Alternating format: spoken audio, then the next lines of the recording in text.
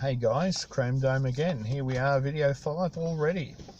Multiple stops. Now on the previous video we discussed a bit about these fares that I love, where you've got one person dropping off 3 of their mates or 3 of their friends, and you've heard about the buck stops here. Well, the dollars are passed through and they go through a takeaway and you get a free coffee or a free meal, whatever takes your fancy.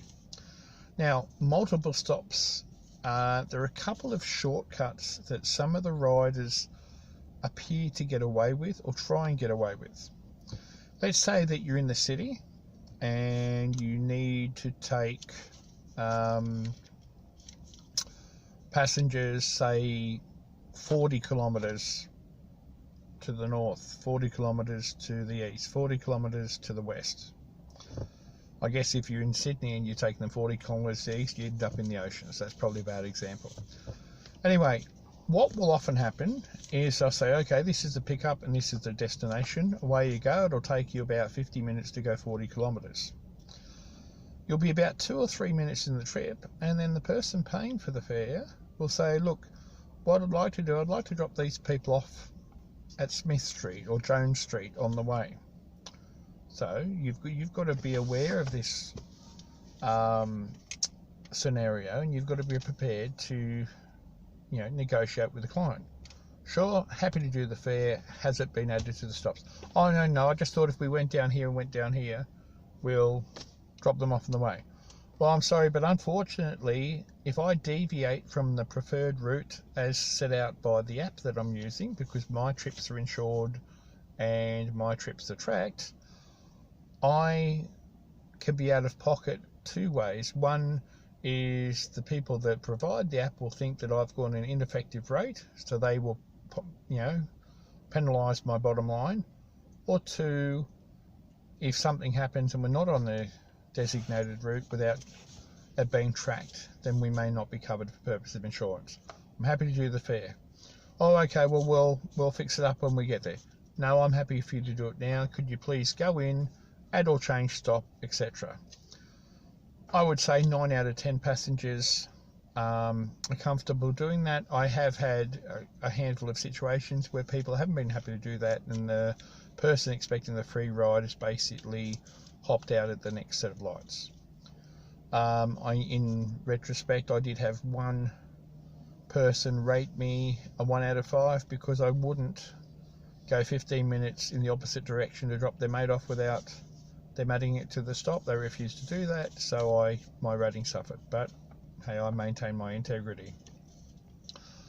What they do love to do is you might need to go down, say, Route 44, and it's a straight line as far as you go, and then they want you to deviate 2 or 3 miles, 3 or 5 kilometres off the road. Let them know, okay, well, why don't you change the destination to there, and as we approach their street, you can then update it. I'm happy to do it that way. That way it's tracked and you're getting full service. Now, there are issues where sometimes you'll get 3 or 4 people in the car and they will want you to do multiple stops, but they're highly intoxicated, or they're highly aggravated or highly argumentative. And you've got to basically assess the situation then, because you don't want to flare anything up and you don't want your rating to suffer purely by wanting to offer a service.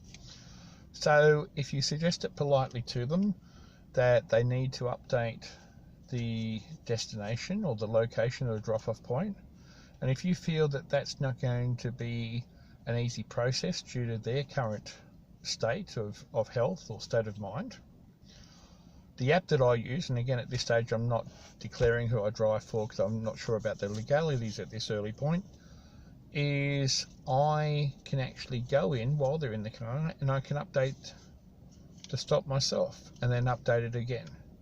And I'm prepared to do that. And if there is any issue with that, which I haven't had to this stage, then I'm prepared to stop the car and invite them to vacate the car and order another car that's prepared to do that.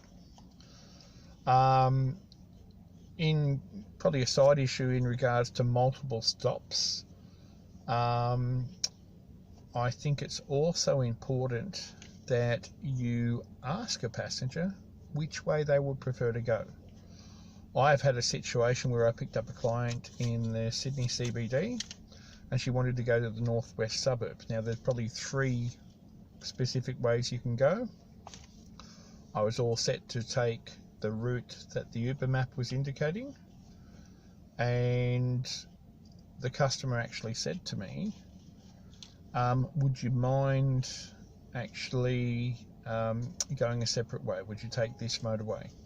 Certainly, it's your fare. My role is to take you from A to B and to do so safely. The moment we changed direction, the fare or the trip itself became 4.8 kilometres shorter and 3 minutes quicker. So just be aware that the map system you use that's tied into your app isn't always the shortest possible trip that's possible to be calculated.